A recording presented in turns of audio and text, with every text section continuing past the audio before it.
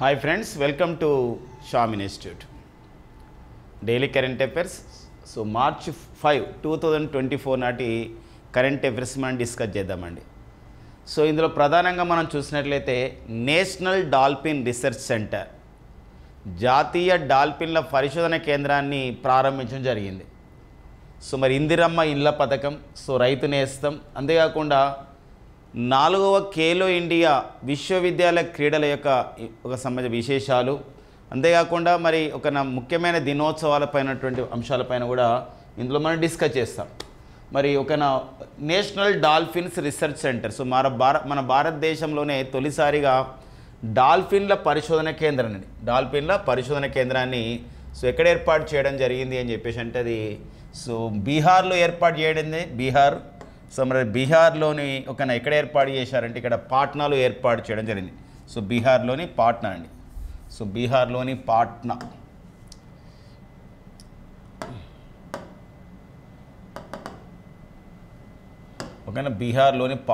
బీహార్లోని పాట్నాలో ఏర్పాటు చేయడం జరిగింది. సో బీహార్లోని పాట్నా అండి. సో భారతదేశంలో తొలి డాల్ఫిన్ల పరిశోధన కేంద్రాన్ని ఎక్కడ ఏర్పాటు చేశారంటే బీహార్ రాష్ట్ర రాజధాని అనేటువంటి పాట్నాలో ఏర్పాటు చేశారు. ఇది ఒక శాస్త్రీయ పరిశోధన సంస్థల్లో scientific organisation and it's situated అంటే శాస్త్రీయ పరిశోధన సంస్థలు నెలకొల్పిన ప్రాంతాలు ఏవి అనే అంశాలపైన మనకి అడిగే క్వశ్చన్ అనమాట. కొత్తగా ఒక సంస్థను ఏర్పాటు చేస్తున్నప్పుడు ఆ సంస్థ ఇలా వార్తల్లో ఉంటున్నప్పుడు మనకు అడుగుతున్న సందర్భం ఉంటుంది. సో మరి బీహార్ రాజధాని పాట్నాలో ఏర్పాటు చేసిన సంస్థ మరి నేషనల్ డాల్ఫిన్ రీసెర్చ్ సెంటర్ దీన్ని ప్రారంభించడం జరిగింది. కేంద్ర అటవీ పర్యావరణ మంత్రిత్వ శాఖ అండ్ బీహార్ ప్రభుత్వాలు సంయుక్తంగా ఈ డాల్ఫిన్ రీసెర్చ్ సెంటర్ని ఏర్పాటు చేయడం జరిగింది. సో మరి అబౌట్ డాల్ఫిన్ గురించి మనం చెప్పినట్లయితే ఈరోజు డాల్ఫిన్ మనం నేషనల్ ఆక్వాటిక్ యానిమల్గా నేషనల్ ఆక్వాటిక్ యానిమల్ అని చెప్పేసి అంటామండి. నేషనల్ ఆక్వాటిక్ యానిమల్ అంటే ఇక్కడ ఏంటంటే జాతీయ జలచర జంతువు అండి, నేషనల్ ఆక్వాటిక్ యానిమల్. సో జాతీయ జలచర జంతువుగా దీన్ని ప్రకటించడం జరిగిందండి. సో ఒక్కోసారి అడగవచ్చండి, ఒక్కోసారి మనకి ఏంటంటే బేసిక్స్ పాయింట్ పైన కూడా మనకి ఇంపార్టెంట్గా మనకు ఉంటుందండి. జాతీయ జలచర జంతువుగా భారత జాతీయ జలచర జంతువుగా దేన్ని ప్రకటించారు అని చెప్పేసి అంటే so dolphin. The scientific name of the dolphin వచ్చేసి ప్లాటినెస్టా గంగాటికా అని చెప్పేసి అంటామండి. ప్లాటినెస్టా సో గంగాటికా అండి. ప్లాటినెస్టా గంగాటికా అని చెప్పేసి అనేది ఇక్కడ ఈ యొక్క సంబంధించినటువంటి డాల్ఫిన్ యొక్క పరిశోధన కేంద్రంగా ఉంటుందన్నమాట. సో ఇది బీహార్ గురించి మనం డిస్కస్ చేసుకున్నట్లయితే ఈరోజు సో మరి బీహార్ రాష్ట్రం, సో బీహార్లో పాట్నాలో ఈ యొక్క సంబంధించినటువంటి సంస్థను ఏర్పాటు చేయడం జరిగింది కాబట్టి బీహార్ గురించి మనం చెప్పినట్లయితే ఇక్కడ సో బీహార్ ప్రస్తుత ముఖ్యమంత్రి వచ్చేసి నితీష్ కుమార్ అండి. సో నితీష్ కుమార్ గారు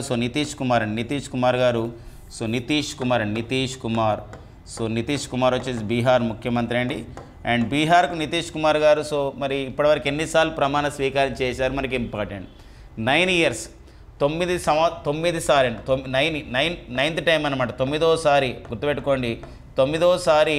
సో మరి బీహార్కి ఇటీవల ముఖ్యమంత్రిగా ప్రమాణ స్వీకారం చేసిన వారు ఎవరు అని చెప్పేసి అన్నప్పుడు వారు సో నితీష్ కుమార్ అనమాట. సో ఆ పాయింట్ గుర్తుపెట్టుకోండి. అండ్ బీహార్ యొక్క గవర్నర్ వచ్చేసి ఇక్కడ ఏంటంటే విశ్వనాథ రాజేంద్ర అర్లేకర్ అని చెప్పేసి అంటారండి. రాజేంద్ర అర్లేకర్ అనేవారు సో బీహార్కి గవర్నర్గా పనిచేస్తున్నారు. బీహార్ గవర్నర్ వచ్చేసి విశ్వనాథ రాజేంద్ర అర్లేకర్ అనేవారు పనిచేస్తున్న సందర్భం.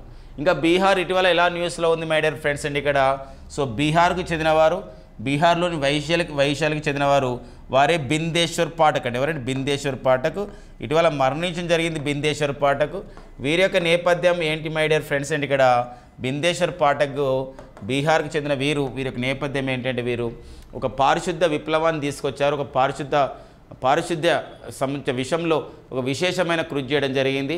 సులభ్ ఇంటర్నేషనల్ సొసైటీ అండి. ఏదండి సులభ్ ఇంటర్నేషనల్ సొసైటీ. సో మరి ఒక పారిశుద్ధ రంగంలో పారిశుద్ధ విషయంలో మరి ఎంతో ఒక విశేషమైనటువంటి కృషి చేసినటువంటి సంస్థ మరి ఏ సంస్థ అంటే అది Sulabh International Society. The founder of the Sulabh International Society వచ్చేసి ఇక్కడ Bindeshwar Pathak recently passed away and after the death posthumously he got the Bharat Ratna award for 2024. Out of the 5 క్షమించండి ఫ్రెండ్స్, ఇక్కడ సో మరి బిందేశ్వర్ పాటకి మనకి సో పద్మవిభూషణ్, భారతరత్న కాదని క్షమించండి, పద్మవిభూషణ్ అవార్డు రావడం జరిగిందండి, పద్మవిభూషణ్. సో ఒక అవుట్ ఆఫ్ ది 5 పద్మవిభూషణ్ ఈసారి 2024 సంవత్సరానికి సో మొత్తం 5గురికి పద్మవిభూషణ్ అవార్డుని ఇస్తే అందులో బిందేశ్వర్ పాఠక్కి సో మనకి గమనిస్తే బిందేశ్వర్ పాఠక్ కూడా మరణించిన తర్వాత వీరు పద్మవిభూషణ్ అవార్డు రావడం జరిగింది. సో భారతరత్న తర్వాత మన భారతదేశంలో అత్యున్నతమైన పౌర పురస్కారం ఏది అని చెప్పేసి అంటే ఇది సో ఏదండి పద్మవిభూషణ్ అని చెప్తున్నాం అనమాట. సో పద్మవిభూషణ్ ఉంటుంది అండ్ పద్మభూషణ్ ఉంటుంది అండ్ పద్మశ్రీ చెప్పేసి ఉంటుందండి. ఇలా మొత్తం ఒక 3 కేటగిరీలో ఈ పద్మ అవార్డ్స్ అని మనకు ఉంటాయి అనమాట. ఇది సో ఒక ఇంపార్టెన్స్గా మనం చూసుకోవాలి. బిందేశ్వర్ పాఠక్కి అంటే మరణానంతరం పద్మవిభూషణ్ అవార్డుని 2024 సంవత్సరానికి పొందిన వారు అంటే బిందేశ్వర్ పాఠక్ అనమాట. ఎందుకోసం అంటే మొత్తం పద్మవిభూషణ్ అవార్డుని మొత్తం మనం పద్మవిభూషణ్ అవార్డుని మనం చూస్తే పద్మవిభూషణ్ అవార్డుని చూస్తే మొత్తం చూడండి పద్మవిభూషణ్ అండి.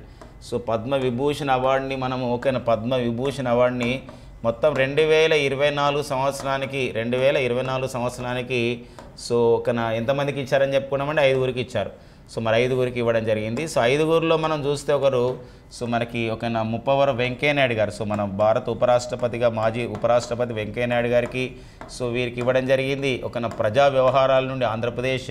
అండ్ నెక్స్ట్ వచ్చేసి మనం చూసినట్లయితే ఇక్కడ కొనిదెల చిరంజీవి సో మన అన్నయ్య సో మరి కొనిదెల చిరంజీవి గారికి సో ఈ సంబంధించినటువంటి అవార్డు ఇవ్వడం జరిగింది. వీరికి కళల విభాగంలో ఆంధ్రప్రదేశ్ రాష్ట్రం నుండి ఇవ్వడం జరిగింది.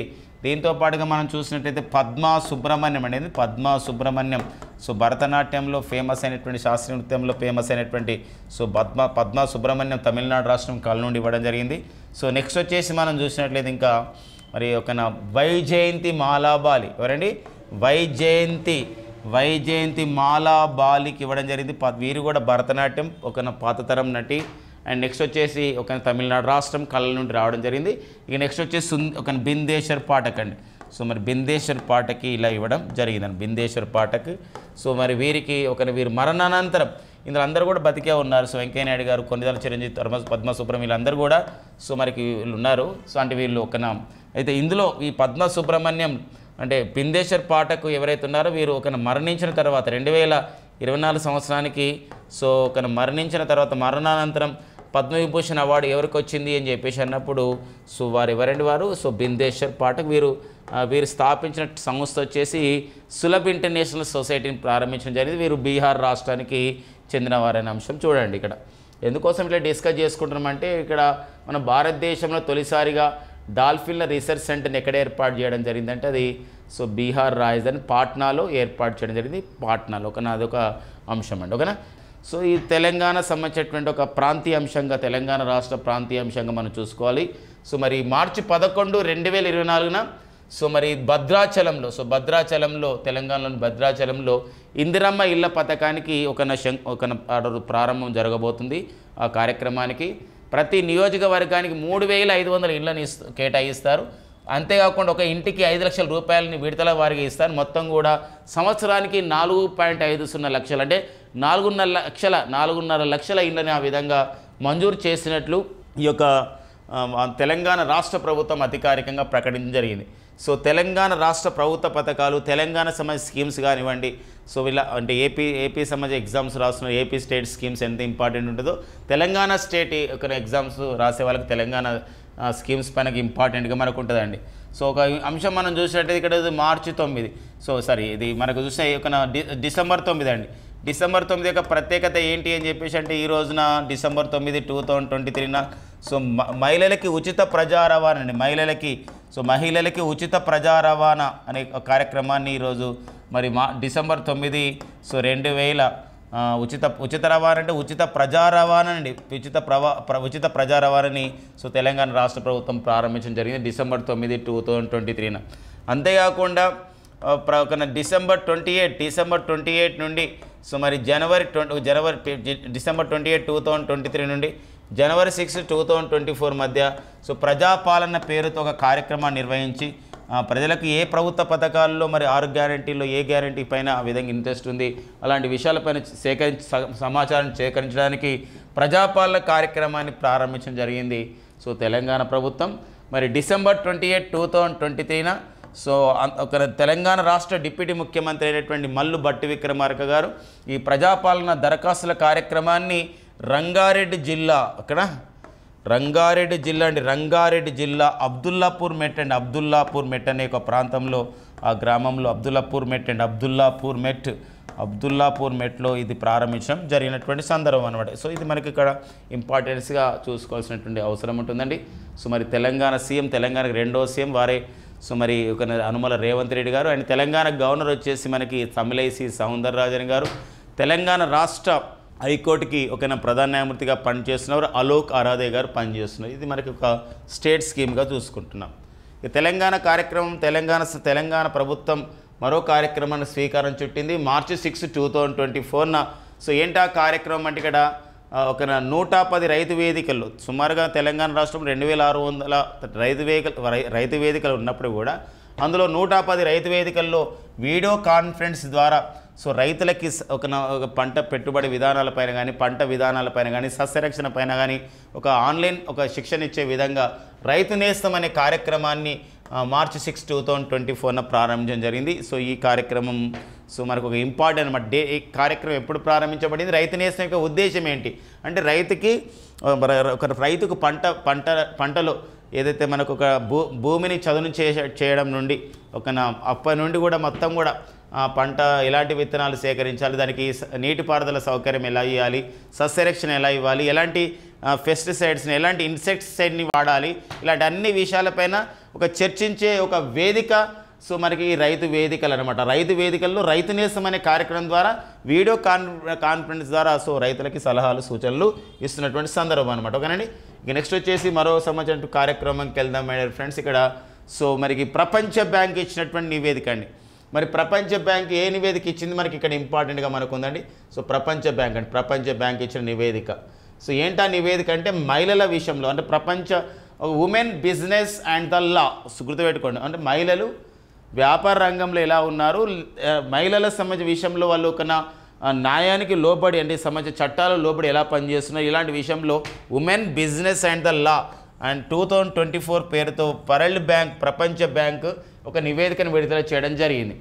లీగల్ ఫ్రేమ్వర్క్ అంటే మహిళలకు సంబంధించినటువంటి సంబంధించినటువంటి న్యాయపరమైనటువంటి విషయాలు ఏమున్నాయి, వాళ్ళకు న్యాయంలో న్యాయంలో కానీ బిజినెస్లో కానీ అంటే ఇక్కడ న్యాయ వ్యవస్థలో కానీ వ్యాపార రంగంలో కానీ ఒక సపోర్టివ్ ఫ్రేమ్వర్క్ ఉందా, అండ్ ఉమెన్ రైట్స్ మహిళల యొక్క హక్కులని ఎలా ఉన్నాయి ఆ విషయంలో, అంతేకాకుండా ఈ పనిచేసే చోట కానివ్వండి లేకపోతే న్యాయ వ్యవస్థలు కానివ్వండి వ్యాపార రంగంలో వాళ్ళకి సేఫ్టీ భద్రత ఉందా, ఎట్ ద సేమ్ టైం వాళ్ళు పిల్లల్ని ఎలా చూసుకుంటున్నారు, ఇలా అన్ని విషయాల్ని బేస్ చేసుకొని ఇలా బేస్డ్ ఆన్ దిస్ ఈ యొక్క పారామీటర్స్ ఆధారంగా లీగల్ ఫ్రేమ్వర్క్ లీగల్గా సో మహిళలకు సంబంధించినటువంటి రక్షణ చట్టాలు ఎలా ఉన్నాయి, ఈ యొక్క బిజినెస్లో కానివ్వండి లా కానివ్వండి, అండ్ సపోర్టివ్ ఫ్రేమ్వర్క్ ఏమైనా ఉందా అంటే వాళ్ళకు మద్దతునిచ్చే యంత్రాంగం ఏమైనా ఉందా అలాంటి విషయంలో, and status of the women rights అంటే మహిళలకు సంబంధించినటువంటి హక్కులు ఇంకా ఏమున్నాయి, ఆ హక్కులపైన ఎలాంటి సంబంధించినటువంటి వాళ్ళు వినియోగించుకుంటున్నారు, భద్రత ఎలా ఉంది, పిల్లల్ని ఆ విధంగా చూసుకోవడం ఎలా, ఇలాంటి అన్ని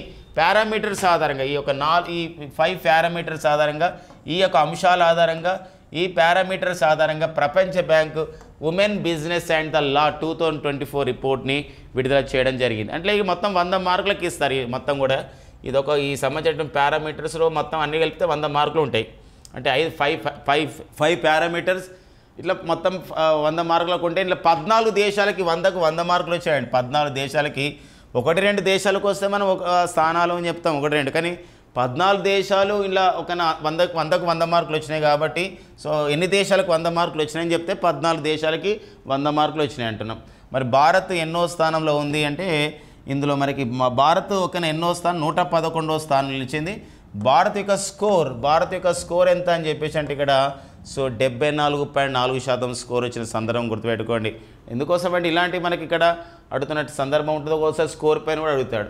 సో ఇదంతా కూడా women business and the law 2024 పేరుతో ప్రపంచ బ్యాంక్ విడుదల చేసినటువంటి వరల్డ్ బ్యాంక్ అంటే ప్రపంచ బ్యాంక్. మరి ప్రపంచ బ్యాంక్ విడుదల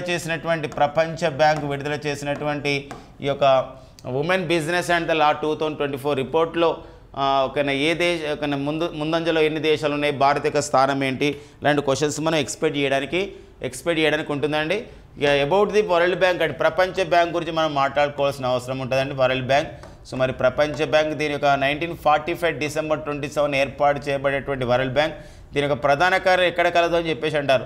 సో ప్రపంచ బ్యాంక్ యొక్క ప్రధాన కార్యాలయం వచ్చేసి ఎక్కడ కలదు అని చెప్పేసి అంటే ఇది సో మరి వాషింగ్టన్ డీసీ, ప్రపంచ బ్యాంకు ప్రధాన వాషింగ్టన్ డీసీలో ఉంది. మరి ప్రపంచ బ్యాంక్కి ఒక ఇంపార్టెన్స్ మనకు ఉందండి. ప్రపంచ బ్యాంక్కి మనకు అధ్యక్షుడిగా ఎవరు పనిచేస్తున్నారని చెప్పేసి అంటే సో అజయ్ బంగా. సో అజయ్ బంగా మన భారతీయుడు అండ్ మహారాష్ట్రకు చెందినటువంటి అజయ్ బంగా ప్రపంచ బ్యాంక్ అధ్యక్షుడు. ప్రపంచ బ్యాంక్కి అధ్యక్ష పదవి చేపట్టేటువంటి సో ఎన్నో వ్యక్తి ఒక అజయ్ బంగా అంటే 14వ వాడు. సో ఇలా మనం ఇలా 14వ వాడు అని చెప్తున్నప్పుడు మన వాళ్ళు అందరూ కూడా ఏం చేస్తారంటే ఇంకా IMFకి ఎన్నో వారు పనిచేస్తున్నారు, తర్వాత WTOకి ఎన్నో వారు పనిచేస్తారు, ప్రతి దాంట్లో ఎన్నో వారు అన్నీ నేర్చుకుంటారు. అది సరైనటువంటి విషయం కాదండి. ఎందుకోసమంటే ఇందులో మన భారతీయుడు వచ్చాడు, సో మన మహారాష్ట్రకు చెందిన వారు వచ్చారు, మన పూణేకి చెందిన వ్యక్తి ఇలా వచ్చింది కాబట్టి అజయ్ బంగా.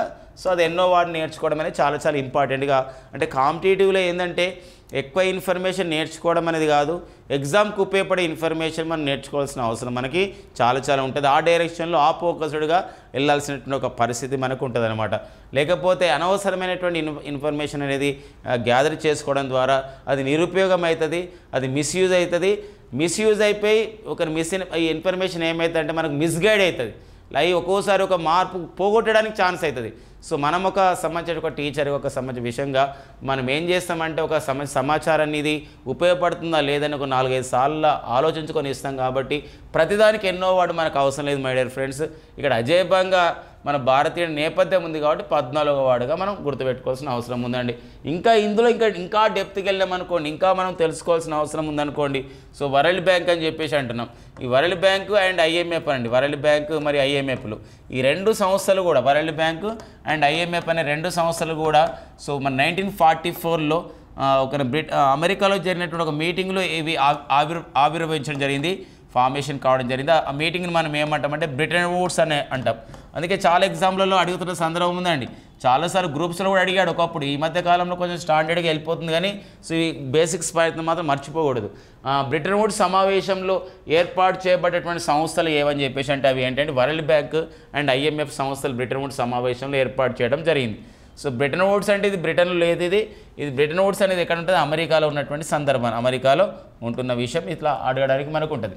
అంతేకాకుండా ఈ వరల్డ్ బ్యాంక్ అండ్ IMF ఈ రెండు సంస్థల ప్రధాన కార్యాలయాలు కూడా ఎక్కడ కలవని చెప్పేసి అంటే ఇవి సో వాషింగ్టన్ DC, అమెరికా రాజధాని అయినటువంటి వాషింగ్టన్ DCలో ఉన్నాయి. వాషింగ్టన్ DCలో DC అంటే ఏంటంటే డిస్ట్రిక్ట్ ఆఫ్ ది కొలంబియా అని చెప్పేసి మనకు అంటామండి, డిస్ట్రిక్ట్స్ ఆఫ్ ది కొలంబియా అని చెప్పేసి మనకు అంటామన్నమాట. ఇది చాలా చాలా ఇంపార్టెన్స్గా ఈ సంబంధించిన పాయింట్ మనం గుర్తుపెట్టుకోవాలి. ఓసారి మనకి ఎందుకోసమైనా కొందరు గ్రూప్స్ ప్రిపేర్ అవుతారు, కొందరు ఇంకా ఒక RRB ఎగ్జామ్స్ అవుతున్నాయి, ALPలు టెక్నీషియన్స్ ఎన్నో పోస్టులు మనకు సెంట్రల్ గవర్నమెంట్ పోస్టులు వస్తున్నాయి. ఈ సెంట్రల్ గవర్నమెంట్ పోస్టులు ఈ బేసిక్ పాయింట్స్ ఓసారి అడుగుతున్న సందర్భం ఉంటుంది. వాషింగ్టన్ DCలో DC అంటే ఏంటంటే DC అంటే డిస్ట్రిక్ట్స్ ఆఫ్ ది కొలంబియా అని చెప్పేసి అంటాం. ఒక్కోసారి మనం తెలియకుండా డిస్ట్రిక్ట్ కలెక్టర్ కూడా పెట్టి రావచ్చు ఒక్కోసారి. కాబట్టి మనం డిస్ట్రిక్ట్ కలెక్టర్ కాదు, ఏదంటే district of the Columbia, Columbus అనేవారు అమెరికాని కనిపెట్టింది కాబట్టి ఆ కొలంబియా ప్రాంతాల పేరుతో అలా మనం నేర్చుకున్నటువంటి సందర్భం అనమాట. ఈ IMF అంటే ఇంటర్నేషనల్ మానిటరీ ఫండ్ అని చెప్పేసి అంటాం. మరి IMFకి MDగా అంటే మేనేజింగ్ డైరెక్టర్గా ఒక మహిళ పనిచేస్తుంది. ఆమె పేరు వచ్చేసి ఇక్కడ క్రిస్టలీనా జార్జివా. ఎవరండి? క్రిస్టలీనా జార్జివా.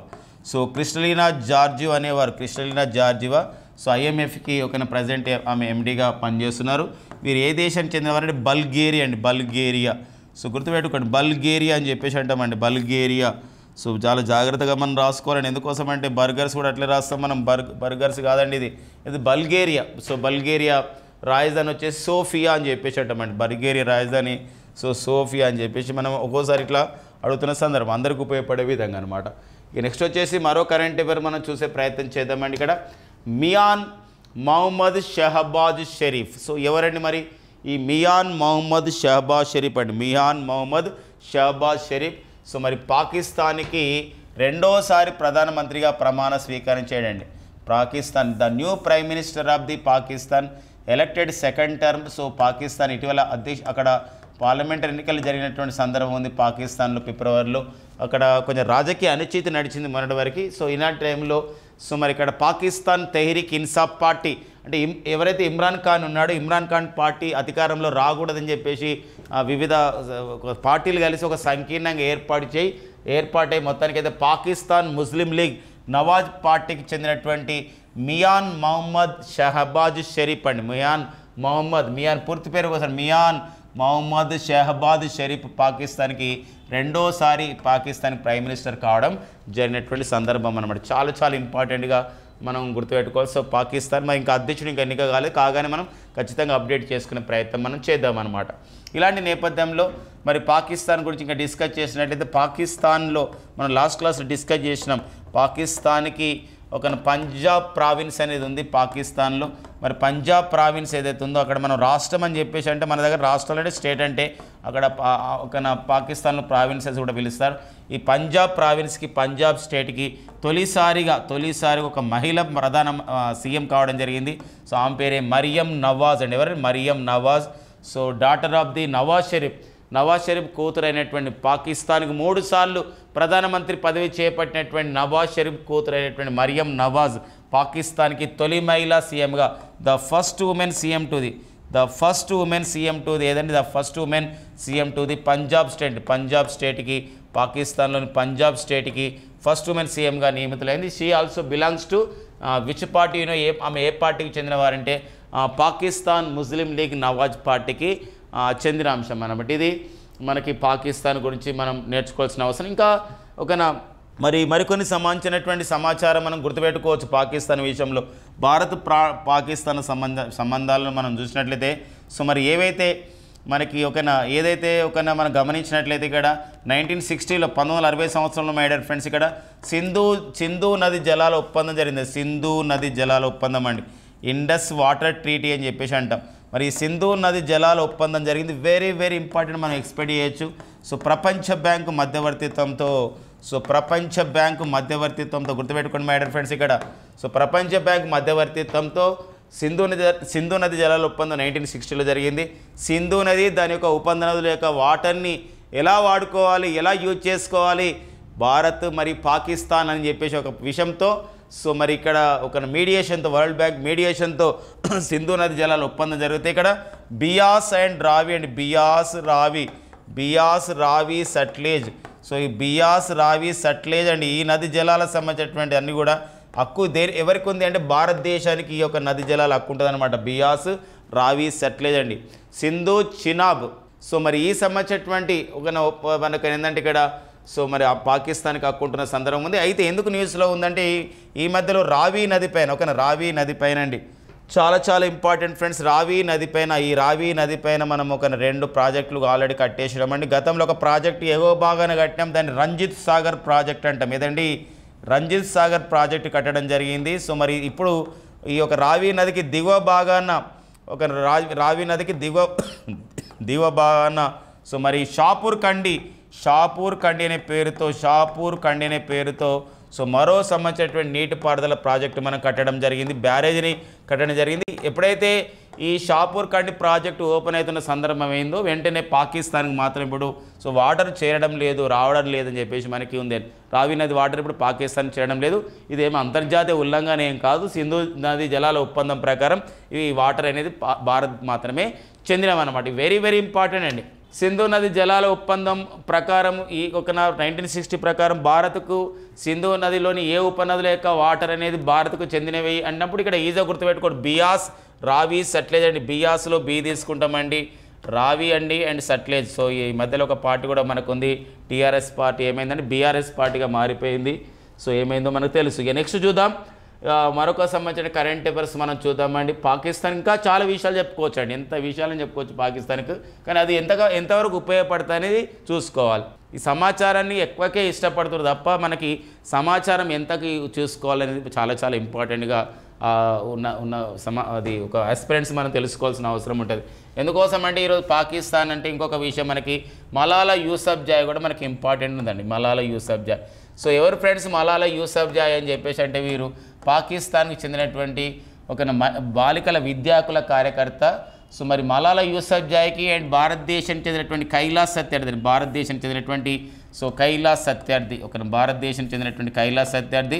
సో మరి భారతదేశానికి కైలాస్ సత్యార్థి యొక్క ప్రత్యేకత ఏంటి అంటే సో కైలాస్ సత్యార్థి అండి, కైలాస్ సత్యార్థి యొక్క ప్రత్యేకత ఏంటి అని చెప్పేసి అంటే ఈజ్ ఎ వెరీ ఫేమస్ అంటే చైల్డ్ లేబర్ యాక్టివిస్ట్. అంటే ఇక్కడ బాల కార్మికుల నిర్మూలన గురించి విశేషంగా కృషి చేస్తున్న వీరిద్దరికీ సంయుక్తంగా 2014 సంవత్సరానికి సో నోబెల్ పీస్ అవార్డు రావడం జరిగింది. నోబెల్ పీస్ అవార్డు, నోబెల్ శాంతి బహుమతి రావడం జరిగింది. ఇందులో ఒక విషయం మనకు ఉందండి, అతి చిన్న వయసులో నోబెల్ బహుమతి పొందినవారు Malala Yousafzai at the age of the 17 years. ఒక గుర్తుపెట్టుకోండి ఫ్రెండ్స్, ఇక్కడ 17 సంవత్సరాల వయసు అండి, 17 years, ద యంగెస్ట్ ఎవర్ ఒక person who got the Nobel peace award at the age of the 17 years. అతి చిన్న వయసులోనే 17 సంవత్సరాల వయసులోనే నోబెల్ అవార్డు పొందడం జరిగింది మలాలా యూసఫ్జాయ్. ఇలా పాకిస్తాన్ పైన మనం డిస్కస్ చేసాం. ఇక నెక్స్ట్ వచ్చేసి మరికొన్ని కరెంట్ అఫైర్స్ చెప్పుకుంటున్నామండి ఇక్కడ. సో ఒక థామస్ సుల్యూక్ అండి, థామస్ సుల్యూక్ గుర్తుపెట్టుకోండి, పేరు వచ్చేసి ఇక్కడ థామస్ సుల్యూక్. ఏంటండి మరి థామస్ సుల్యూక్ యొక్క పరిస్థితి ఏంటి అని చెప్పేసి అంటే వీరు ఈ వార్తల్లో వ్యక్తిగా పర్సన్స్ ఇన్ ద న్యూస్ అని చెప్పేసి అంటాం. ప్లేసెస్ ఇన్ ద న్యూస్ ఉంటుంది, పర్సన్స్ ఇన్ ద న్యూస్ అని ఒక వార్తల్లో వ్యక్తిగా ఇతను మనం అబ్జర్వ్ చేస్తున్నాం. ఇతను హంగేరీకి కొత్త ప్రెసిడెంట్ కావడం జరిగిందండి. సో మరి కొన్ని లైంగిక ఆరోపణలతో ఒక విషయాలతో ఒక ఇటీవల కాలంలో ఒక ప్రెసిడెంట్గా పనిచేసినటువంటి కటాలిన్ నోవిక్ తన పదవిని కోల్పోవడం జరిగింది. మరి కటాలిన్ నోవిక్ ఒక ప్రత్యేకత ఏంటంటే హంగేరీ దేశానికి ఒక తొలి మహిళ అధ్యక్షురాలుగా పనిచేసింది. The first women who worked as a president of the Hungary recently resigned due to the sum sexual allegations on her. So ఆమె తన యొక్క పదవిని కోల్పోవాల్సి వచ్చింది. మరి కటాలిన్ నోవక్ స్థానంలో హంగేరీకి నూతన అధ్యక్షుడిగా ఎవరు వచ్చారని చెప్పేసి అంటే థామస్ సుల్యూక్ రావడం జరిగింది. సో ఇది ఇంపార్టెంట్ అనమాట. మరి వాట్ అబౌట్ హంగేరీ, మరి హంగేరీ గురించి ఏమైనా చెప్పుకోవచ్చు అంటే ఎస్, లింక్ చేసుకుంటే హంగేరీ హంగేరీ యొక్క రాజధాని మనం ఏమంటే బుడాపెస్ట్ అండి. ఏమన్నా హంగేరీ యొక్క రాజధాని అనేది బుడాపెస్ట్. సో బుడాపెస్ట్ అనేది ఇక్కడ హంగేరీ యొక్క రాజధాని బుడాపెస్ట్. మన హైదరాబాద్ నగరాన్ని కూడా ఏమని పిలుస్తున్నామంటే ఇక్కడ హైదరాబాద్ నగరం అండి ఇది. మరి పాకిస్తాన్లో కూడా ఒక హైదరాబాద్ ఉంటుందని మన భారతదేశంలో హైదరాబాద్ నగరాన్ని మనం ఏమని పిలుస్తామంటే ఒక బుడాపెస్ట్ ఆఫ్ ఇండియా అని పిలుస్తామండి. బుడాపెస్ట్ ఆఫ్ ఇండియా అని అంటామన్నమాట. కారణం ఏంటంటే ఒక హైదరాబాద్ సికింద్రాబాద్ నగరాలు ఎలా ఉంటాయో ఇక్కడ కూడా హంగేరీలో కూడా బుడాపెస్ట్ అనే 2 నగరాలు ఉండడం చేత హైదరాబాద్ నగరాన్ని బుడాపెస్ట్ ఆఫ్ ఇండియా అని చెప్పేసి అంటాం. ఇంకేమైనా ఉందా మై డియర్ ఫ్రెండ్స్? మరి హంగేరీ గురించి ఏమైనా తెలుసుకోవడానికి ఉందంటే ఎస్ అండి. బికాస్ ఇక్కడ చూసినట్లయితే రీసెంట్లీ సో హంగేరీ పార్లమెంట్ ఒక ప్రత్యేకమైన సమావేశాన్ని ఏర్పాటు చేసుకోవడం జరిగింది. హంగేరీ పార్లమెంట్ ఏ సమావేశం అంటే ప్రపంచమంతా ఇది ఒక ఇంపార్టెంట్ సమావేశం అయింది. బికాజ్ ఎందుకోసం అంటే నాటోలో ఒక 32వ సభ్యదేశంగా ఏదైతే స్వీడన్ చేరాలనుకుంటున్న సందర్భం ఉందో స్వీడన్ నాటోలో చేరవచ్చు అని చెప్పేసి చివరిసారిగా నాటో సభ్యత్వ దేశమైనటువంటి హంగేరీ చివరిసారిగా అంగీకరించడం జరిగింది. The last NATO member approved the NATO's new member Sweden by which country అన్నప్పుడు దట్ ఈస్ ద హంగేరీ అనమాట. కొంచెం అర్థం కానట్టు అనిపిస్తుంది, బట్ ఇది అవసరం ఉంటుంది. ఏంటంటే హంగేరీ అంటే ఇప్పుడు నాటో ఉంది కదా, నార్త్ అట్లాంటిక్ ట్రీటీ ఆర్గనైజేషన్ అని ఉంది. మరి ఈ నాటో అనేది 1949లో ఏర్పాటు చేయబడే సంస్థ. ఇదంతా కూడా మిలిటరీ ఆర్గనైజేషన్ అనమాట. ఇదంతా కూడా మిలిటరీ ఆర్గనైజేషన్ అండ్ సైనిక సహకార సంస్థ. ఇలాంటి నాటోలో యాక్చువల్గా లాస్ట్ మీటింగ్లో 2023 మీటింగ్లో నాటోలో సో ఇక్కడ గమనిస్తే మనకి ఏంటంటే ఫిన్లాండ్ దేశం చేరుతున్నట్లు నాటో వాళ్ళు ప్రకటించారు. తర్వాత స్వీడన్ దేశం కూడా చేరుతున్నట్టు ప్రకటించారు. అయితే ఫిన్లాండ్ సభ్యత్వాన్ని నాటోలో ఉన్నటువంటి 30 దేశాలు అంగీకరించాయి. ఎప్పుడైతే నాటోలోని 30 సభ్య దేశాలు ఫిన్లాండ్ యొక్క సభ్యత్వాన్ని ఆ దేశ పార్లమెంట్ అంగీకరించడం ద్వారా నాటోలో 31 సభ్య దేశంగా చేరిన దేశం ఏదంటే ఫిన్లాండ్. స్వీడన్ దేశాన్ని తుర్కీ ఇలాంటి దేశాలు కొన్ని వ్యతిరేకించిన తర్వాత కొన్ని చర్చల ద్వారా మళ్ళీ ఆ దేశాల పార్లమెంట్ అంగీకరించాయి. చివరగా నాటో యొక్క సభ్యత్వాన్ని అంగీకరించినటువంటి నాటో దేశం ఏదంటే హంగేరీ. అంటే నాటో రూల్స్ అండ్ రెగ్యులేషన్స్ ప్రకారం నాటోలో ఎవరైతే కొత్తగా సభ్యదేశం వస్తుందో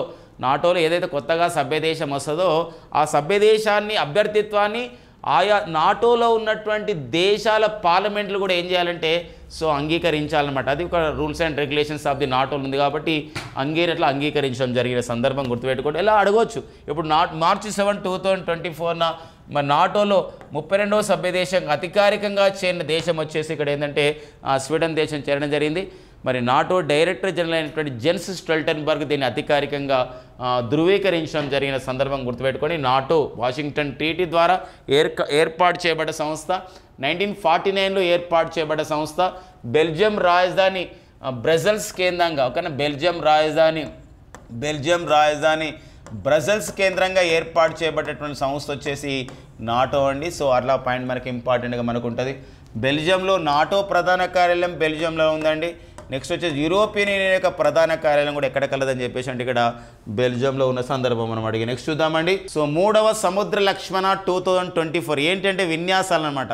సముద్ర లక్ష్మణ గుర్తుపెట్టుకోండి. సముద్ర లక్ష్మణ గతంలో సముద్ర శక్తి అనే విన్యాసాలు మనకు ఉన్నాయి. సముద్ర శక్తి అనే విన్యాసాలు గతంలో జరిగాయండి.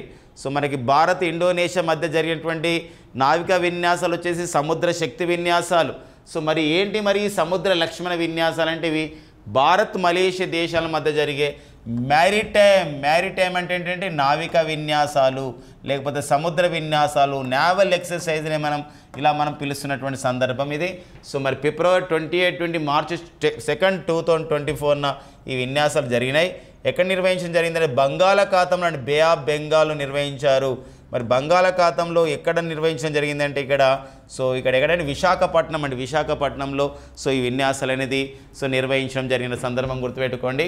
మరి విశాఖపట్నంలో ఈ మధ్య కాలంలో అంటే ఫిబ్రవరి 27 వరకు విశాఖపట్నంలో విన్యాసాలు జరిగాయి. ఫిబ్రవరి 19 నుండి 27 ఆ విన్యాసాలు వచ్చేసి మిలన్ విన్యాసాలు. సో మిలన్ విన్యాసాలు 2024లో ఫిబ్రవరిలో ఎక్కడ జరిగాయి? 51 దేశాలు పాల్గొన్నటువంటి విన్యాసాలు. మరి నావికా విన్యాసాలు ఇవి ఎక్కడ జరిగినాయి? విశాఖపట్నంలో. సో ఆంధ్రప్రదేశ్లో విశాఖపట్నం తీర ప్రాంతం బంగాళాఖాతంలో జరిగినాయి. మళ్ళీ ఫిబ్రవరి 28 నుండి మార్చి 2, 2024లో మరి సముద్ర లక్ష్మణ అనే నావికా విన్యాసాలు ఇండియా మలేషియా మధ్య ఎక్కడ నిర్వహించడం జరిగిందంటే అవి కూడా విశాఖపట్నం నిర్వహించడం జరిగింది. Very very important. ఇలా అడగవచ్చు ఫిబ్రవరిలో 2024లో మిలాన్ విన్యాసాల తర్వాత విశాఖపట్నంలో జరిగినవి ఏంటి, లేకపోతే ఈ విన్యాసాలు ఎక్కడ జరిగాయి, ఇలాంటి క్వశ్చన్స్ మనం ఎక్స్పెక్ట్ చేయడానికి మనకు ఉంటుందన్నమాట. ఇలా ఇంకొక విషయం గమనించాలి. ఇక్కడ భారతదేశం ఇక్కడ బాగా గుర్తుపెట్టుకోండి మై డియర్ ఫ్రెండ్స్. భారతదేశం అండ్ మలేషియా దేశాలు కలిసి నిర్వహించుకునే నావికా విన్యాసాలు వచ్చేసి సముద్ర లక్ష్మణ. మరి భారతదేశం మలేషియా దేశాలు కలిసి నిర్వహించుకునే మరి మిలిటరీ ఎక్సర్సైజ్ పేరేం పేరు అంటారు? Military exercise. So military exercise పేరు అని చెప్పేసి అంటే మిలిటరీ ఎక్సర్సైజ్ పేరు వచ్చేసి ఏం పేరండి? అది దాని పేరు వచ్చేసి ఇక్కడ అరిమౌ శక్తి అండి. ఇదండి Harimau Shakti. Very very important my dear friends. 2023లో మరి అరిమౌ శక్తి అనే పేరుతో జరిగినటువంటి ఏదైతే ఈ యొక్క మిలిటరీ ఎక్సర్సైజ్ ఉందో మనకి ఈశాన్య రాష్ట్రాల్లో నిర్వహించుకోవడం జరిగింది. So very very important. ఇక్కడ చూసారా సముద్ర లక్ష్మణ అనే విన్యాసాలు ఇండియా మలేషియా మరి భారత్ మలేషియా లేదా ఇండియా మలేషియా దేశాలు కలిసి నిర్వహించుకునే మిలిటరీ విన్యాసాల పేరేం పేరంటే ఇక్కడ అరిమౌ శక్తి అండి. అరిమౌ శక్తి అని చెప్పేసి అంట. ఓన్లీ శక్తి అనే పేరుతో భారత్ ఏ 2 దేశాల మధ్య విన్యాసం మనం ఏ దేశంతో జరుపుకుంటామంటే శక్తి అంటారండి. శక్తి అనే విన్యాసాలు మనం చూసినట్లయితే ఇక్కడ ఇండియా ఫ్రాన్స్ దేశాల మధ్య జరుగుతున్నటువంటి విన్యాసాలుగా చూసుకోవాలి.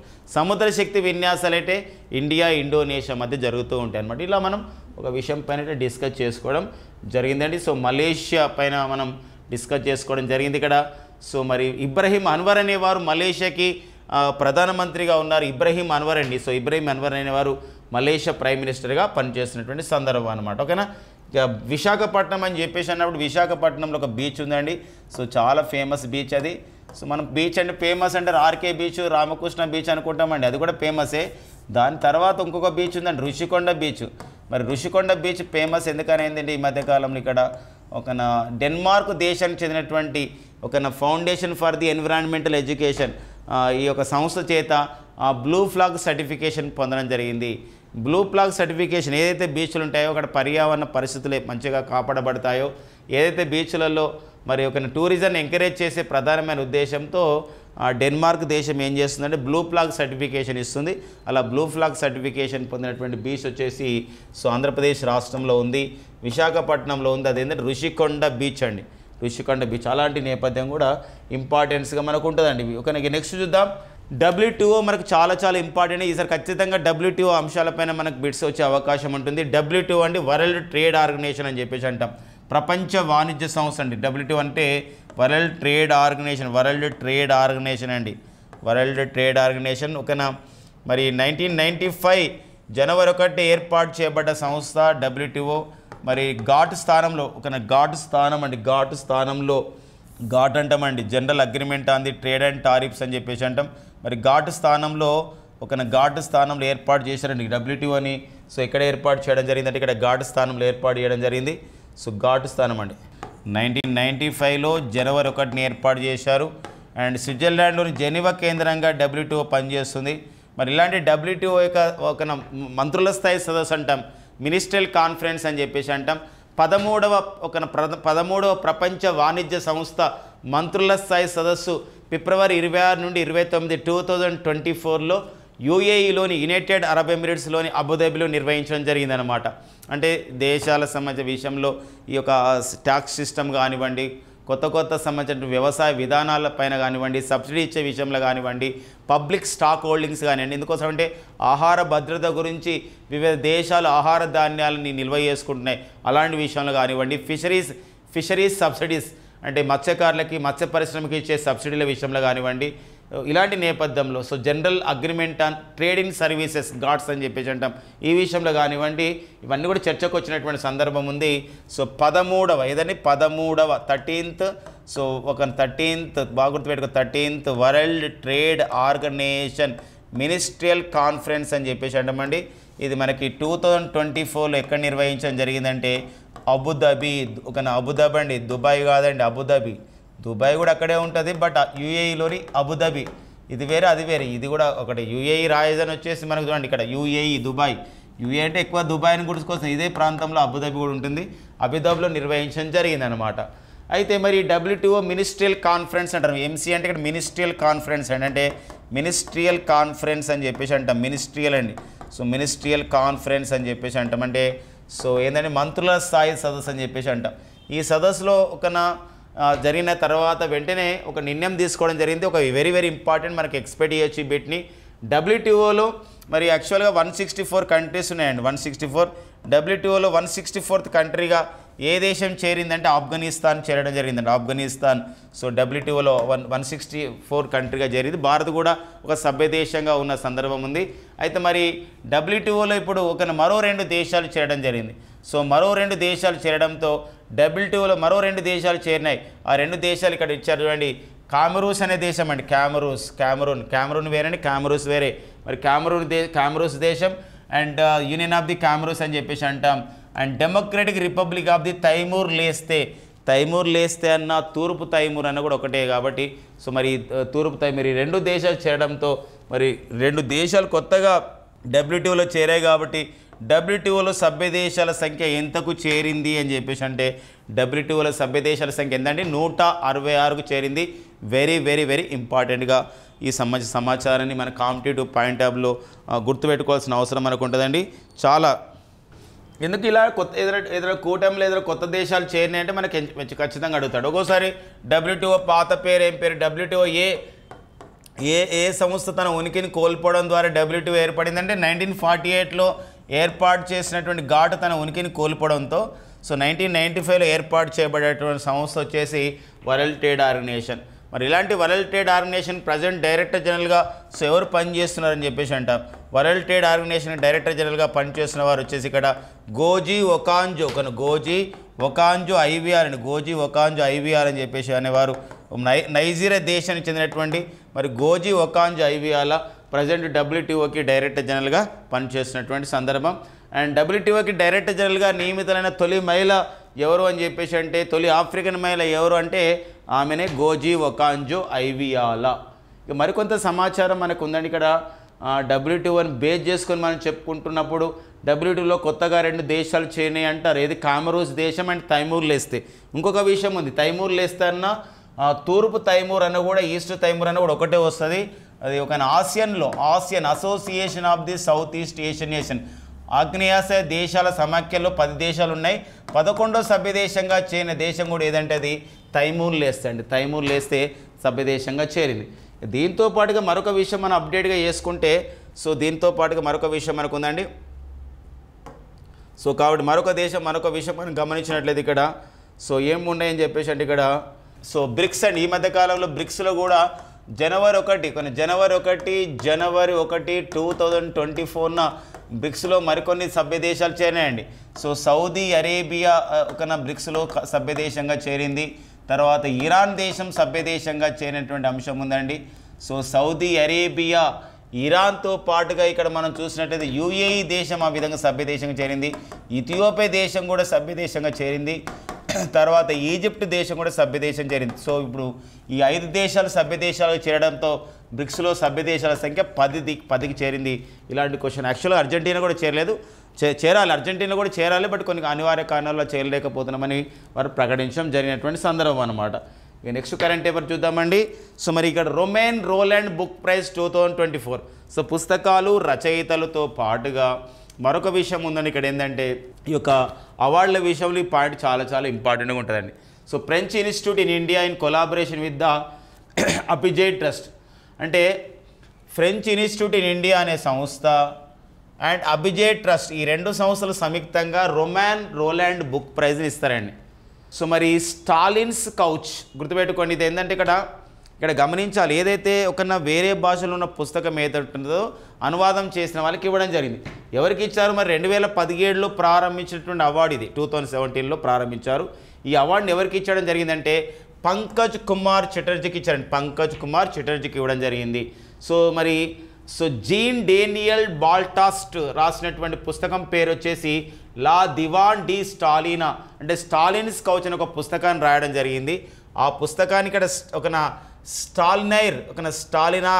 స్టాలినార్ దివాన్ అనే పేరుతో, సో మరి ఇక్కడ మన భారత భాషలో వారు ట్రాన్స్లేట్ చేసినందుకు, ఇండియన్ లాంగ్వేజ్లో ట్రాన్స్లేట్ చేసినందుకు గాను సో మరి ఇక్కడ పంకజ్ కుమార్ చటర్జీకి పుస్తకాన్ని ఇవ్వడం జరిగింది.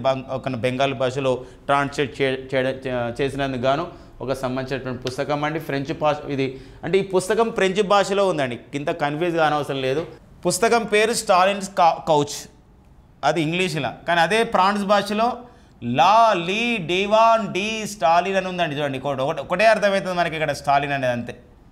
దీన్ని ఎవరు రచించారంటే జీన్ డేనియల్ బాల్టాసాట్ రచించారు. దీనికి ఏమని ఇప్పుడు ఇది ఫ్రెంచ్ భాషలో రాసిన ఈ పుస్తకం ఎట్లా మారిందంటే ఇప్పుడు బెంగాలీ భాషలోకి స్టాలినార్ దివాన్ అనే పేరుతో మారింది. ఇది ఎవరు రచించారు? ఈ భాషను ఎవరు ట్రాన్స్లేట్ చేశారంటే పంకజ్ కుమార్ చటర్జీ. అంటే ఎవరికి ఇచ్చినట్టు అవార్డు, ఎవరికి ఇచ్చినట్టే ఇతనికి ఇచ్చారు అనమాట. ఎవరికి? సో మనకి ఇక్కడ పంకజ్ కుమార్ చటర్జీకి ఈ అవార్డు అనేది సో ఇవ్వడం జరిగింది. సో ఇది మనకి అవార్డు గ్రహీత, ఆ బుక్ పేరు గుర్తుపెట్టుకోవాల్సిన అవసరం ఉంటుందండి. ఇక నెక్స్ట్ వచ్చేసి మరికొన్ని కరెంట్ పేపర్స్ ఉన్నాయండి. ఇక్కడ 4వ ఖేలో ఇండియా విశ్వవిద్యాలయ క్రీడలు అండి. భారతదేశంలో క్రీడా రంగంలో, క్రీడా సమాజ రంగంలో మామూలుగా మారుమూల స్థాయి నుండి కూడా జాతీయ స్థాయికి క్రీడలను ఎంకరేజ్ చేసే ఉద్దేశంతో 2018 సంవత్సరంలో సో ఖేలో ఇండియా క్రీడలను ప్రవేశపెట్టడం జరిగిందండి. ఖేలో ఇండియా క్రీడలు అనేది మన భారతదేశంలో ఏ ఏలో ప్రవేశపెట్టారు? In which year Khelo India Games are instituted? Khelo India Games అనేది ఏ ఇయర్లో స్టార్ట్ అయినాయి అని చెప్పేసి అంటే ఇక్కడ ఏంటంటే 2018లో ప్రారంభించడం జరిగింది. ఖేలో ఇండియా విశ్వవిద్యాలయ క్రీడలని, ఖేలో ఇండియా యువజన క్రీడలని, ఖేలో ఇండియా వికలాంగుల క్రీడలను, పారా గేమ్స్ అని, ఖేలో ఇండియా సో విశ్వవిద్యాలయ క్రీడలు, ఖేలో ఇండియా వింటర్ గేమ్స్ అని ఇట్లా నిర్వహిస్తున్న సందర్భం అనమాట. సో ఇలాంటి నేపథ్యంలో కేంద్ర క్రీడలు యువజనుల సర్వీసుల శాఖ, అంటే కేంద్ర క్రీడల శాఖ యువజనుల మంత్రిత్వ శాఖకు ఎవరున్నారు ప్రజెంట్ అని చెప్పేసి అంటే వారు సో మంత్రిగా సో పనిచేస్తున్న వారు వచ్చేసి ఇక్కడ అనురాగ్ ఠాకూర్ ఉన్నారు. వారే సమాచార ప్రసార శాఖ మంత్రి కూడా పనిచేస్తున్నారు. సో వారు ఈ యొక్క సంబంధించినటువంటి దాన్ని ప్రారంభించడం జరిగింది. సో ఈ 4వ ఖేలో ఇండియా విశ్వవిద్యాలయ క్రీడలు ఫిబ్రవరి 17 to 29 2024లో ఈశాన్య రాష్ట్రాల్లో నిర్వహించడం జరిగింది. ఈశాన్య రాష్ట్రాల్లో సో నిర్వహించడం జరిగింది. ఒకరి ఈశాన్య రాష్ట్రాల్లో సో ఈ నిర్వహించడం జరిగింది. మణిపూర్, నాగాలాండ్, మేఘాలయ ఈ అన్ని రాష్ట్రాలు కూడా ఒక క్రీడలకు ఆ విధంగా ప్రాతినిధ్యం వహించడం జరిగింది. ఇలాంటి నేపథ్యంలో ఖేలో ఇండియా విశ్వవిద్యాలయ క్రీడలకి ప్రమోట్ చేయడానికి సో ఉన్నటువంటి మస్కట్ ఏందని చెప్పేసి అంటే మస్కట్ వచ్చేసి ఏంది అష్టలక్ష్యం అండి. సో ఇక్కడ అష్టలక్ష్యం అంటే ఇక్కడ ఒక God of the prosperity, God of the education, God of the wealth, ఇలా అన్ని రకాలుగా మనకు ఒక 8 రకాల సంబంధించి ఒక ప్రాస్పరిటీగా ఇచ్చే విధంగా ఒక దేవతగా ఉంటుంది అష్టలక్ష్మి. సో ఆ యొక్క మస్కట్ని ఒక బటర్ఫ్లై రూపంలో ఒక యానిమేషన్తో ఇట్లా ఇవ్వడం జరిగింది అనమాట అష్టలక్ష్మి. సో అదే యానిమేషన్ బొమ్మగా ఒక బటర్ఫ్లైని ఇవ్వడం జరిగింది అష్టలక్ష్మి చూపిస్తూ. ఇది ఖేలో ఇండియా విశ్వవిద్యాలయ క్రీడల యొక్క మస్కట్ అండి. మరి ఖేలో ఇండియా విశ్వవిద్యాలయ క్రీడల్లో ఏ టీం అయితే అత్యధిక మెడల్స్ సాధించిందో అంటే వాళ్ళకి టాప్ ర్యాంక్ ఇస్తారు. కానీ ఏ టాప్ ర్యాంక్స్ ఇచ్చేది మనం గమనించినట్లయితే ఇక్కడ ఎన్ని మెడల్స్ వచ్చినాయి ఇంపార్టెంట్తో పాటు ఎన్ని గోల్డ్ మెడల్స్ వచ్చినాయి కూడా టాప్ ర్యాంక్ డిసైడ్ అవుతుందండి. మీరు ఒకసారి చూడండి, చండీగఢ్ యూనివర్సిటీ 71 మెడల్స్ వచ్చినాయి, ఓకేనా. నెక్స్ట్ వచ్చేసి ఇక్కడ చూడండి, లవ్లీ ప్రొఫెషనల్ యూనివర్సిటీకి 42 మెడల్స్ వచ్చినాయి, గురునానక్ దేవ్ యూనివర్సిటీకి 51 మెడల్స్ వచ్చినాయి. బట్ 51 మెడల్స్ వచ్చింది థర్డ్ ప్లేస్కి వచ్చింది, 42 మెడల్స్ వచ్చింది సెకండ్ ప్లేస్కి వచ్చింది. ఎట్లా పాసిబుల్ అవుతుంది ఇట్లా అంటే అర్థమైందంటే ఇక్కడ బేస్డ్ ఆన్ ది గోల్డ్ అనమాట. గోల్డ్ మెడల్స్ ఏదైతే టీంకి ఎక్కువ వస్తాయో దాన్ని బట్టి ఇక్కడ ఏమైతుందంటే ర్యాంక్ అనేది డిసైడ్ అవుతుంది గోల్డ్ మెడల్. ఇక్కడ మీరు గమనిస్తే ఒకసారి గమనించినట్లయితే ఇక్కడ ఖేలో ఇండియా విశ్వవిద్యాలయ క్రీడల్లో సో చండీగఢ్ యూనివర్సిటీ మొదటి స్థానంలోకి వచ్చింది. చండీగఢ్ యూనివర్సిటీ సో పథకాల పట్టికలో మొదటి స్థానంలో ఉంది. లవ్లీ ప్రొఫెషనల్ యూనివర్సిటీ సో మరి రెండో స్థానంలో ఉంది 42 మెడల్స్తో, గోల్డ్ మెడల్స్ 20, అది చండీగఢ్లో 32 గోల్డ్ మెడల్స్ వచ్చినాయి మొత్తంలో 71లో. అండ్ మూడో స్థానంలో ఉంది Guru Nanak Dev university so 51 medals. ఇందులో అవుట్ ఆఫ్ ది 50 మెడల్స్లో ఎన్ని మనకి ఒకనా స్వర్ణ పథకాలు వచ్చినాయంటే 12 రావడం జరిగింది అనమాట. కాబట్టి ఖేలో ఇండియా విశ్వవిద్యాలయ క్రీడలు నాలుగవ ఖేలో ఇండియా విశ్వవిద్యాలయ క్రీడల్లో పథకాట పట్టికల్లో మొదటి 3 స్థానాల్లో ఏవి నిలవడం జరిగిందంటే సో ఆ పాయింట్ మనకి ఇంపార్టెంట్గా యూనివర్సిటీస్ మనం గుర్తుపెట్టుకోవాల్సిన అవసరం ఉందండి. ఇక నెక్స్ట్ వచ్చేసి March 3 అండి. మనం లాస్ట్లో కూడా డిస్కస్ చేసినాం. సో మనము ఇది ఒక ఇంపార్టెంట్ డే అనమాట. March 3 ముఖ్యమైన తేదీలు ఇతివృత్తాల్లో ఇది ఒక ఇంపార్టెంట్ చూసుకుంటాం. March 3, 2024 world wild life day, ప్రపంచ వన్యప్రాణి సంరక్షణ దినోత్సవం అండి. ప్రపంచ వన్యప్రాణి అండి, ప్రపంచ వన్యప్రాణి సంరక్షణ దినోత్సవం అండి. ఎస్ అండి, రైస్. మరి ప్రపంచ వన్యప్రాణి సంరక్షణ దినోత్సవం జరుపుకుంటున్నాం. ఏదైతే మరి CITES అనే ఒక సంబంధించినటువంటి ఒక organisation, convention on the international trade in endangered species of the wild fauna and flora. అంటే వైల్డ్ ఫౌనా అండ్ ఫ్లోరా అంటామంటే ఈ ఒక వన్యప్రాణిలో ఉన్నటువంటి కొన్ని animal kingdom and plant kingdom, అంటే ఇక్కడ జంతువులు మరియు తర్వాత మొక్కలు ఇవన్నీ కూడా మనం అంతరించిపోతున్నాయి. ఇలాంటి అంతరించిపోతున్నాయి వాటికి ఒకటి కాపాడుకోవాలనే ప్రధానమైన ఉద్దేశం, ఇలాంటి వాటిని మనం వ్యాపారం చేయకూడదనే ప్రధానమైన ఉద్దేశంతోనే ఈ CITES అనేది ఒకటి ఏర్పాటు చేయడం జరిగింది. ఆ యొక్క సంస్థ సూచన మేరకే ప్రతి ఇయర్ కూడా March 3ని మనం ఎలా జరుపుకుంటామంటే అంతర్జాతీయ వన్యప్రాణి సంరక్షణ దినోత్సవం జరుపుకుంటాం. So the theme is very important. Theme ఇక్కడ వాట్ ఈజ్ ద థీమ్, ఏముంది ఇతివృత్తం అని చెప్పేసి అంటే ఇక్కడ ఇతివృత్తం అండి కనెక్టింగ్ పీపుల్ అండ్ ప్లాంట్, అంటే కనెక్టింగ్ పీపుల్ అండ్ ప్లాంట్ అంటే పీపుల్ని ప్లాంట్ని కలుపుకోవడం. Exploring digital innovation in wild life conservation. So very very important. ఎందుకంటే ఏంటంటే మొత్తం ప్రపంచం అంతా డిజిటల్ ఇన్నోవేషన్ అయింది. మరి డిజిటల్ ఇన్నోవేషన్లో ఎక్స్ప్లోర్ చేస్తూ మనం వైల్డ్ లైఫ్ కన్జర్వేషన్ అంటే వన్యప్రాణులు మనం సంరక్షణ చేయాలి అని చెప్పేసి ఇక్కడ world wild life day 2024 March 3 యొక్క థీమ్ అనమాట. ఇతివృత్తం వచ్చేసి connecting people and plant exploring digital innovation in wild life conservation అని చెప్పేసి మనం అంటాం అనమాట. ఓకేనండి. సో ఇదండి. ఇక నెక్స్ట్ వచ్చేసి మనకి యార్స్ అనే పేరుతో ఖండాంతర బాలిస్టిక్ అణుక్షిపణి ప్రయోగం చేయడం జరిగింది. మరి ఏ దేశం యార్స్ అనే పేరుతో ఖండాంతర ఒక బాలిస్టిక్ అణుక్షిపణిని ఆ విధంగా పరీక్షించడం జరిగింది అని చెప్పేసి అంటే అది రష్యా దేశం పరీక్షించడం జరిగింది. సో ఇది గతంలో దీన్ని మనం RS-24 SS-29గా కూడా దీన్ని పిలుస్తామండి ఈ యొక్క క్షిపణి. But it is called as a ICBM type of missile అని చెప్పేసి అంటే ఇంగ్లీష్లో మనకి అబ్రివేషన్గా ఇంపార్టెంట్ ఉంటుంది. ICBM అంటే అర్థం ఏంటంటే ఇక్కడ inter continental so ballistic missile అని చెప్పేసి అంటామండి. ఇంటర్ కాంటినెంటల్ సో బ్యాలిస్టిక్ మీద ఒకసారి అబ్రివేషన్ కూడా వచ్చిందండి ఇట్లా. ICBM అంటే ఖండాంతర క్షిపణి అని చెప్పేసి అంటాం. ఇటీవల కాలంలో యార్స్ అనే పేరుతో ఖండాంతర బాలిస్టిక్ అణుక్షిపణి అనమాట. అంటే అణ్వస్త్రాలు కూడా అణుబాంబులు తీసుకెళ్తారనమాట. ఆ క్షిపణి ఎవరు పరీక్షించారు, ఏ దేశం ఏంది, ఇలాంటి క్వశ్చన్ మనకు అడగడానికి ఉంటుందండి. ఇది సైన్స్ అండ్ టెక్నాలజీ అప్డేట్స్గా మనకి ఇంపార్టెంట్గా ఉంటుంది. ఎందుకోసం రష్యా ఈ మధ్యకాలంలో అత్యంత శక్తివంతమైన ఒక క్షిపణిని ఆ విధంగా పరీక్షించిందండి. రష్యా ఇటీవల కాలంలో పరీక్షించినటువంటి అత్యంత శక్తివంతమైనటువంటి క్షిపణి ఏది అని చెప్పేసి అన్నప్పుడు అది what is the name of the missile that is successful tested by the Russia. ఏదంటే that name of the missile is here Zircon. ఏదంటే జిర్కాన్ అనే మిజైల్ అనమాట. అట్లా కూడా కొన్ని మన న్యూస్లో మనకు ఉందండి రష్యా విషయంలో. ఓకేనా. ఇక నెక్స్ట్ అండి ఇదండి. మనకి ఈరోజు ఉన్నటువంటి కరెంట్ అఫైర్స్ మనకి March 5, 2024 కరెంట్ అఫైర్స్ అండి. సో ఓకేనా, మీకు ఖచ్చితంగా ఈ పోటీ పరీక్షలు మీకు ఉపయోగపడతాయి. So thank you friends and all the best.